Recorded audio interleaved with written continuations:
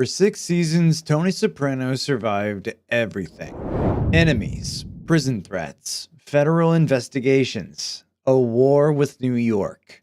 Then one night, he sits down in a quiet diner with his family. No warning, no final words. Which means the most important decision, the one that actually ended Tony Soprano, happened somewhere else. Earlier, in silence, when someone close to him decided his time was up. That ending was never really about the shooter. It was about the system around Tony slowly turning against him. By season 6, the real danger isn't New York. It's the quiet erosion of loyalty inside his own house. And nobody reflects that shift more clearly than Paulie Walnuts. I know, Paulie seems like the last person you'd point to.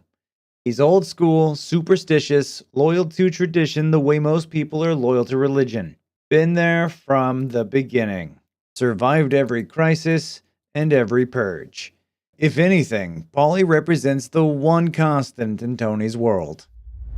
But here's what the show keeps telling you across years of small moments. The best survivors in organized crime aren't the most loyal. They're the ones who recognize when loyalty becomes a death sentence. By season 6, something between them is quietly broken. Tony suspects Paulie of leaking to New York, and during their trip to Florida and Remember When, he stands behind him with a knife in reach, seriously weighing whether to kill him. He pulls back, but Paulie doesn't know that. All Paulie sees is a boss who considered it. And in mob logic, once that thought exists in a man like Tony, it doesn't disappear. It waits. From that point forward, Paulie is operating with one specific piece of knowledge. His boss has already imagined his death. Meanwhile, his position inside the family is slipping. He was underboss in season 2. By the final season, that title belongs to Bobby Bacala, and nobody explains it, nobody acknowledges it. It just happens. That kind of invisible demotion tells a man everything he needs to know about his future. Then there's New York. Throughout the series, Paulie maintains a strangely warm relationship across the river, particularly with Johnny Sack. When the final war breaks out and New York marks its targets, Tony is on the list. Silvio is on the list. Bobby is on the list. Paulie's name doesn't come up. In a conflict this serious, that omission is almost impossible to explain away. Either New York didn't see him as a threat, or they'd already decided he was someone worth keeping around once things settled. There's also the FBI angle. Paulie sees Tony meeting with a federal agent.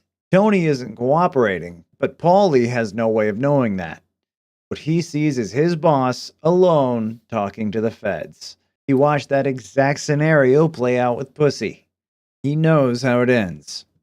So now the math is simple and brutal. If Tony stays in power, Paulie's future is short. If Tony disappears, the war ends, the pressure lifts, and Paulie becomes one of the only experienced figures left standing in New Jersey. New York gets stability. Paulie gets a future. The show seeds this quietly. While everyone else panics or hides, Paulie is strangely calm. Near the end, he's just standing outside Satrielli's alone, watching the street, unbothered, like a man who already knows how the story ends. Then there are the scissors. After the war, Paulie walks into Satrielli's and hands out barber scissors as gifts. Paulie Walnuts, the most superstitious man alive, gives everyone scissors. In old Italian tradition, you never gift a blade. It cuts the bond. He would know this better than anyone. So either he's lost his mind, or he's saying goodbye without saying goodbye. One episode earlier, there had been a conversation about clipping Tony in a barber shop. Then Paulie shows up with barber scissors. That's the show telling you something with a straight face, daring you to catch it. And there's Tony's fever dream, where Silvio leans in and warns him, our true enemy has yet to reveal himself. Most people read that as being about Pussy, but the dream pivots immediately to Tony and Paulie playing poker in Grand Central Station, New York's stomping grounds. Tony reaches into his jacket, pulls out a gun, and shoots him. The screen cuts to black, exactly the way it will in the series finale. Chase is showing you the ending, right there. Most people look right past it. After Phil Leotardo's death, New York didn't want more war. They wanted order in New Jersey. Someone predictable, old school, who understood the rules. Paulie fits perfectly. If he'd quietly signaled that Tony was becoming a liability, they'd have every reason to take care of the problem and leave Paulie standing. Tony walks into Holstein's relaxed. He thinks it's over. That sense of calm is the tell. He believes the danger is past.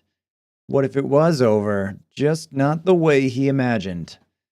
If Paulie made the call, it wasn't personal. That's the coldest part. It wasn't anger or vengeance. It was an adjustment.